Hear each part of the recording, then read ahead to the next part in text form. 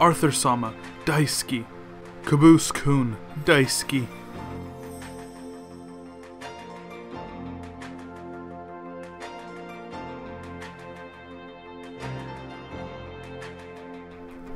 That was just so beautiful.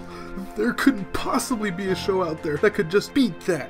Nothing romantic enough. Unless... Oh god, I've been a fool. I've forgotten about the show that got me into romance anime. Well, no longer. Ladies and gentlemen, my name is WK, and today we're going to be talking about Toradora. Let's dive in. In my last review, I compared Nisekoi, a very average anime romance, to shows like Clannad and the show we're talking about today, Toradora.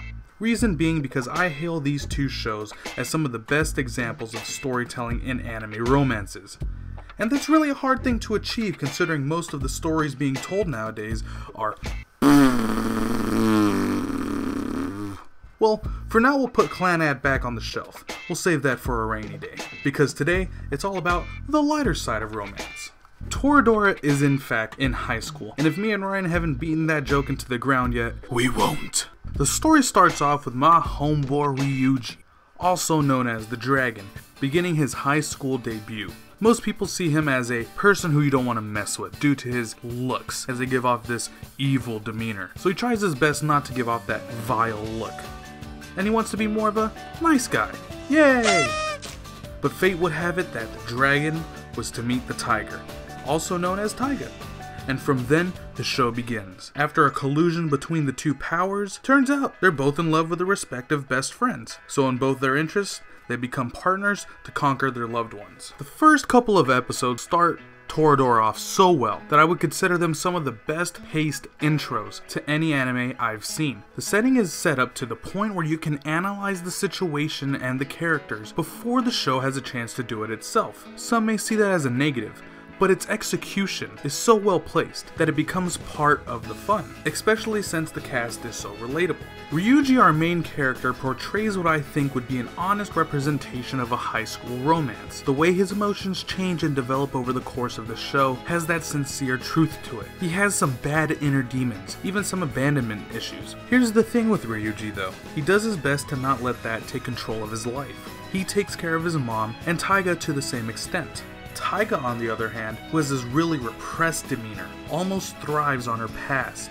She has a really similar past to Ryuji, making the two clashing personalities not really all that different. I'm glad Taiga didn't get thrown into the traditional tsundere role, but actually transcends the archetype to feel truly real. Every character develops well. Minori the hyperactive, Kitamura the clear-headed, Ami the supermodel, all have demons. And to see a whole cast fight them together, oh man, it's beautiful. Oh man, tears cannot express. See, when everything is working together, little things like the supporting cast actually doing their job to support the show really comes to its full fruition. I just find the characters in Toradora so relatable. That's why the show has so much of an emotional punch, because it hits home. Unlike Nisekoi, it can blend rom-com to the point where it can take the sad, happy, funny, and angry and flow them together. Sound and animation for the show is surprisingly very average though. It looks good, but there's nothing really groundbreaking. Nothing exceptional at least. But that's good. They could have spent $100,000 of the budget on every tuft of hair in the show, but if it sucked it wouldn't matter. I like how it looks. It's not going to knock your socks off.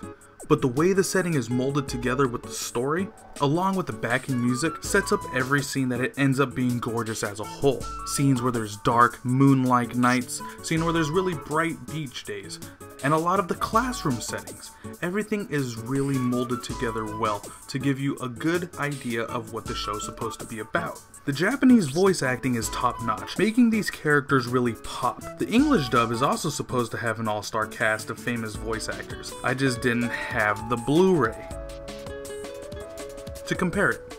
Opening 1 is excellent and it has this punchy vibe to it.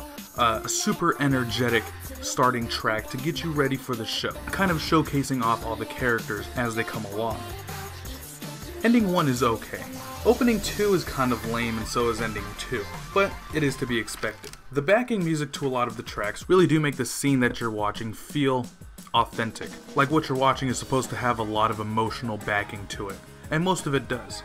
Now, a big question that I've asked myself throughout the year is, was Toradora or Golden Time better? And after thinking deeply about it, Toradora all the way.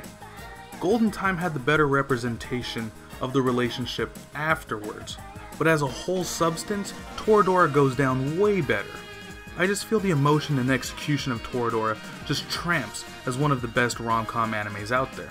People like to say that since a two-character centered cast, case in point Ryuji and Taiga, are shown first in the anime, that it's incredibly obvious that the two go together. Thinking this way is the total wrong way of doing so. It's all part of this journey aspect.